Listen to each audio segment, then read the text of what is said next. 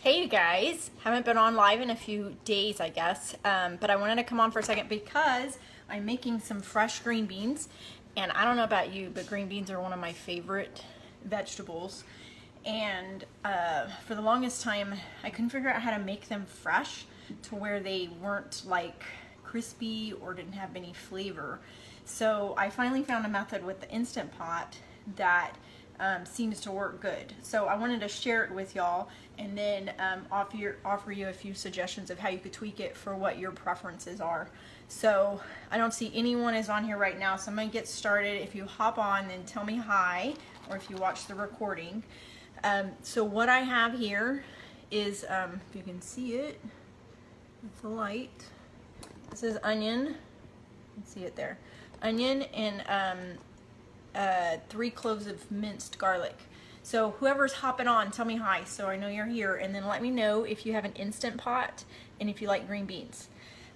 So I have, it's probably about half a cup to 3/4 cup of chopped onion, and then 3 cloves of garlic that I've minced. So I heated the Instant Pot up on the saute function, which you can't see because I didn't move you, right? The saute function, and so it's nice and warm. So I'm going to go ahead and put in the onion, and I let that saute a little bit. So it's going to get it. Hey Tammy, how are you feeling? I haven't chatted with you. So it's going to saute a little bit, and it's going to give a little bit more flavor to the green beans. So I let that saute until it gets kind of a little bit brown.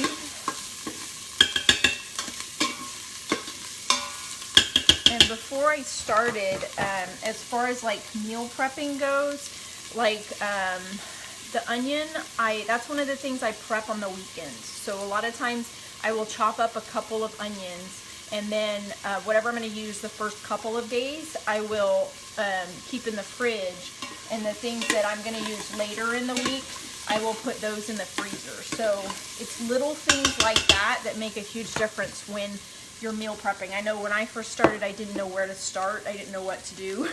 And that was one of the easiest things, was just chopping up some onion. Okay, so we have gotten this onion and garlic is kind of sauteed in there. You can see that. And let me grab the salt and pepper right quick.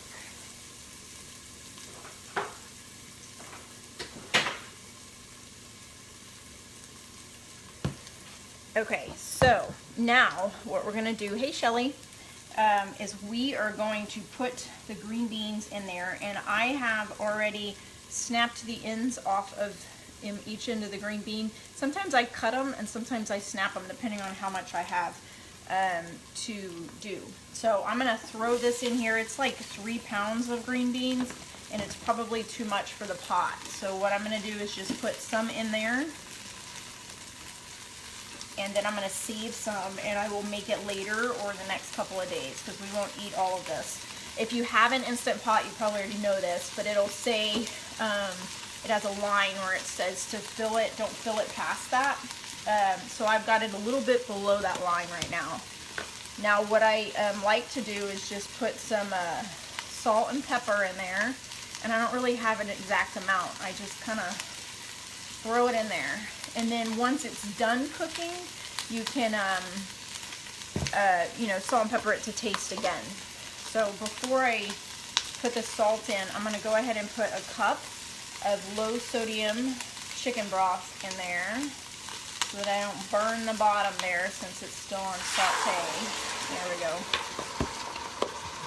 go. Okay, and then for salt, there's 2 different kinds that I recommend. Of course, we all don't want to have a high salt diet, but I recommend either sea salt or pink Himalayan salt. The reason for that is these types of salts still retain some nutrients. If you get just regular iodized salt, it does not have any nutritional value, and it kind of hurts your heart and all that stuff and your blood pressure. So I use one or the other, or a little bit of both for my cooking. Now, after I've done all of that, hey Yolanda, hey Mom, I go ahead and put the lid on. And what I learned with the green beans is before I tell you that. For the Instant Pot, I had it on saute, so now I'm going to cancel that, and I'm going to put it on pressure cook, and then I'm going to put it down to 7 or 8 minutes. I'll do 8 minutes. So what I've learned is for like crisper green beans, if you like them to be more crispy, then you probably want to do about 5 minutes. If you want them to be more like canned green beans or close to canned green beans and how soft they are, then you want to do like 7 to 8 minutes. And if you want them much more tender, almost kind of mushy, then you can do past that. So what I usually do is I'll do 7 to 8 minutes. Sometimes I'll do 5 minutes, and then I open it up, so I release the pressure. After those minutes, I just manually release the pressure, and then I'll put in some of these golden potatoes, okay? So I just kind of throw some on top of those green beans. I close it up again, and then I do like 3 more minutes with the potatoes. And then when that is done, I'll let it kind of naturally pressure release, is that a word? For a minute or two, and then I manually release it, take it off, taste the green beans, see if they need any more salt and pepper, if I want to add garlic or anything else like that. Now, one thing that I did not add, that a lot of times I do add, is I usually do turkey bacon. I actually made some on the stove and then I forgot about them. But I usually cut up some turkey bacon, or you can use ham, or you know, if you want to eat regular bacon, it has more cholesterol and more sodium and all of that, but you can cut those things up, put that in there, and that gives it some more flavor too. So I'm sure there's other methods. If you have another method that you like to use that works well for you, feel free to share it in the comments, because I'm sure us all kind of sharing them will be helpful for us. But green beans are one of those things that I really love, but was trying to get away from the canned green beans.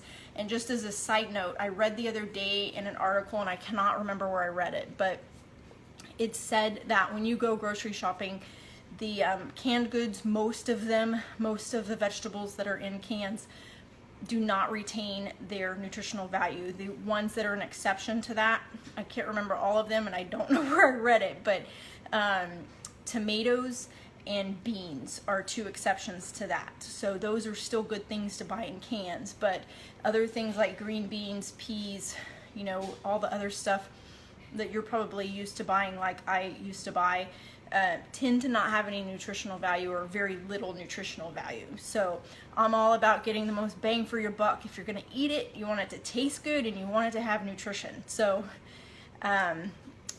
that's how I kind of approach it, especially with the green beans, is because I love them. I'll eat them multiple times a week, sometimes a couple different meals during the day. And so I want them to have nutrition. I don't want to eat food that doesn't have nutrition. So let me know if y'all have any questions. Hey, Julie. So let me know if you have any questions. Thanks for watching. Y'all have a great evening, and I will talk to y'all soon.